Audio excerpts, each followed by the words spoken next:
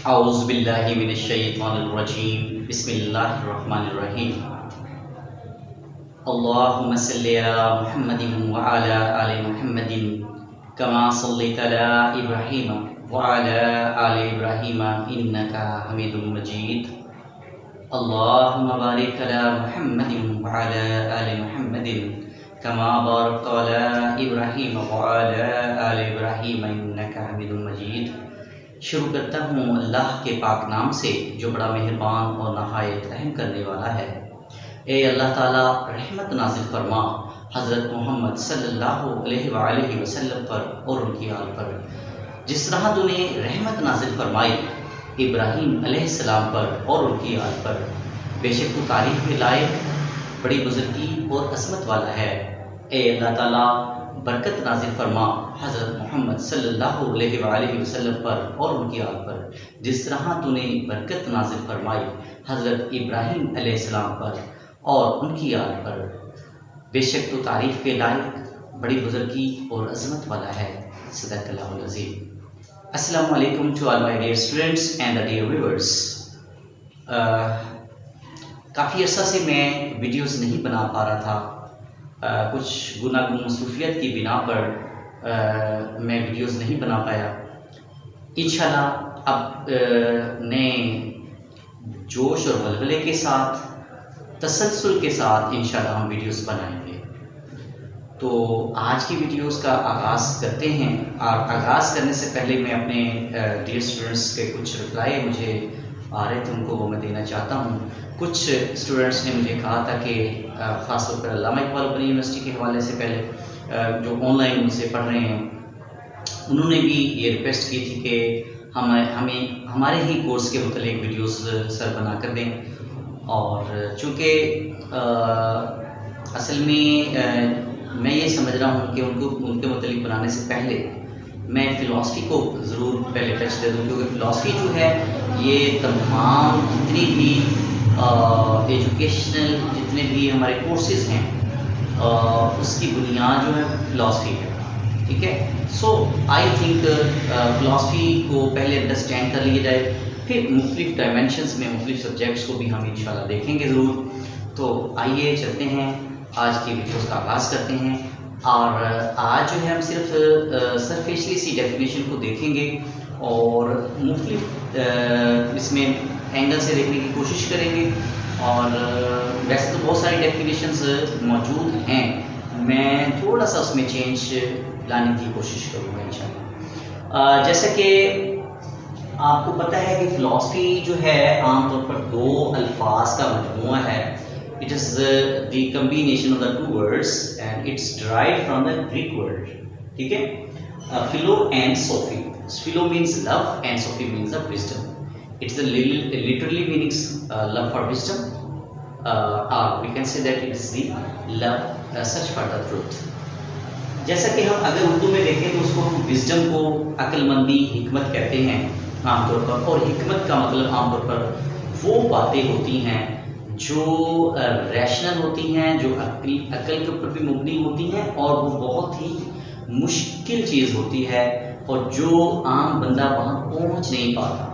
ऐसी सोच जो बहुत ही स्पिरिचुअल थॉट्स रखती हों, जो बहुत ही सुपर किस्म की थॉट्स रखते हों, इसको हम आमतौर पर हिकमत भरी बातें बोलते हैं, दानाई वाली बातें बोलते हैं, कि जो इंसान आम तरीके से उसको सोच नहीं सकता। यूँ कह सकते हैं it is a rigorous solution of the problem भी है ये।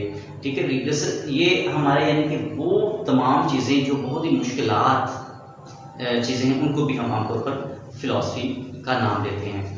अच्छा, ये लफ्ज़ बड़ा जो ज़रूरी है समझना, ये है love, search for truth. Truth सच्चाई। अब सच्चाई एक बड़ा ही वसीक लफ्ज़ है, आम लफ्ज़ नहीं है ट्रुथ, सच। ठीक है। अब उसकी तलाश का नाम सच। अब सच क्या है, ये बड़ा एक it's a big question mark. मेरे नज़दीक सच्चाई, आपके नज़दीक सच्चाई और बहुत सारी दुनिया के नज़दीक सच्चाई अलग अलग हो सकती है। ठीक है। अब सच्चाई जो है वो बाज़ औक़ात मेरे अपने तय उसके क्या मानी है, उस सोसाइटी के नॉर्म्स के तय उसके क्या मानी है, और ओवर द वर्ल्ड। ठीक है। अब इसमें ये देखना है जो फिलॉसफी है ये आमतौर पर जो हम कहते हैं ये यकीन है, सोच है, बिलीव्स है, ठीक है। फिलॉसफी क्या है? हमारे एक सोचने का अंदाज है, हम उसको सोचते हैं, कैसे सोचते हैं, ठीक है, किस तरीके से वो सोच हमारे दिमाग में आती है और किस खूबसूरती के साथ, किस ऐसा अंदाज के साथ हम उसको रिप्लाई करते हैं और सोचते हैं उस मसले को और उस बात को। हर एक इंसान का अपने एक सोचने का अंदाज है। आया कि जो मैं सोचता हूँ, ये कोई भी शख्स सोचता है, उसको हम फलसफा कह सकते हैं, फिलॉसफी कह सकते हैं। अगर हर एक की सोच को फलसफा कह सकते हैं तो फिर हर इंसान ही फलसफी है, ठीक है। ये हम हर शख्स को फलसफी तो नहीं कह सकते, ठीक है। हाँ, अलबत्ता हर शख्स की अपना फलसफा जरूर कह सकते हैं, ठीक है। उसको हम यूँ कह सकते हैं कि इंसान का अपना फलसफा जरूर है, अपनी सोच है, अकीदा है, यकीन है कि वो किस तरीके से सोचता है। अगर इंसान उस यकीन को जब वो सोचता है, मुसलसल सोचता रहता है और उसका एक यकीन अकायद बन जाता है और उसको ज़िंदगी को उसी तरीके से गुजारना सोचता है, तो वो एक उसका फलसफा बन जाता है। उसकी ये सोच जो है वो हम उसको कह सकते हैं कि इसका जो नज़रिया है, ये सोचने का अंदाज जो है, ये इसका इस नोयत का है, तो ये उसका एक फलसफा है, ठीक है। तो इसी तरह अगर हम इंसान जो है वो एक ओवरव्यू ऑफ द वर्ल्ड, यानी कि वो एक उसका पूरी दुनिया के बारे में क्या नजरिया, वो किस तरह से सोचता है, उसकी क्या उसके बारे में फीलिंग्स हैं, ओवरव्यू किस तरह करता है वो दुनिया को, ठीक है, उसका नजरिया क्या है, मतलब तमाम चीज़ों के, यूनिवर्स के मुतालिक, कायनात के मुतालिक, ठीक है, व्हाट्सएवर आप उसके इर्द गिर्द चीज़ें हैं उससे मुतालिक क्या सोचता है, ठीक है, हर चीज़ से मुतालिक, तो उसका एक ओवरव्यू वर्ल्ड जो है उसका एक वो कहलाएगा फलसफा, ठीक है।